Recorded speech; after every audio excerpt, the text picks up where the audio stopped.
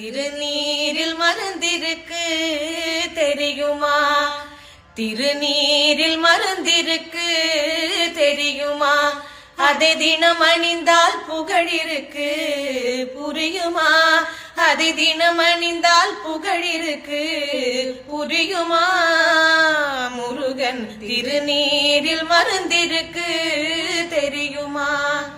அருள் மணக்கும் ஐயனின் திருமருந்து, அருள் மணக்கும் ஐயனின் திருமருந்து, நல்ல அறிவு கண்ணை திறந்து வைக்கும் மறுமருந்து. அருள் மணக்கும் ஐயனின் திருமருந்து, நல்ல அறிவு கண்ணை திறந்து வைக்கும் அருமருந்து.